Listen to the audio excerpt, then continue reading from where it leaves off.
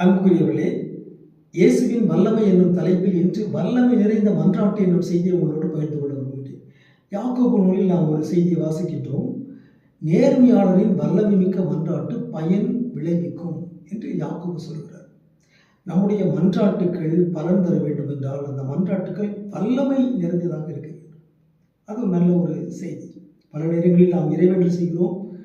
அந்த பலனை நாம் பெறாததற்கு காரணம் நாம் வல்லமையோடு இறைவேண்டல் செய்யவில்லை. வல்லமையோடு இறைவேண்டல் செய்ய வேண்டும். இயேசு வல்லமையோடு இறைவேண்டல் செய்தார். யோவான் நற்செய்தி 11:41-42 லாசரை அவர் உயிர்த்தெழச் செய்வதற்கு முன்பாக இயேசு தந்தையை நோக்கி இறைவேண்டல் செய்தார். தந்தையே, நீர் என் வேண்டுதலுக்கு செவிசாய்த்ததற்காக உமக்கு நன்றி கூறுகிறேன். நீர் எப்போதும் என் வேண்டுதலுக்கு செவிசாய்க்கிறீர் என்பது எனக்கு தெரியும். எனினும் நீரே என்னை அனுப்பினீர் என்று சூழ்ந்திருக்கும் இக்கூட்டம் நம்பும் பொருட்டே இப்படி சொன்னேன் என்று இயேசு மன்றாடுகிறார். இயேசுடைய மன்றாட்டு வல்லமை நிறைந்த மன்றாட்டாக இருந்தது. எனவேதான் லாசரை வெளியே வா என்று சொன்னதும் இறந்து போன லாசர் உயிரோடு எழுந்து வந்தார். ஆமன்புக்குரியவர்களே, நம்முடைய மன்றாட்டு வல்லமை மிக்க மன்றாட்டாக இருப்பதாக.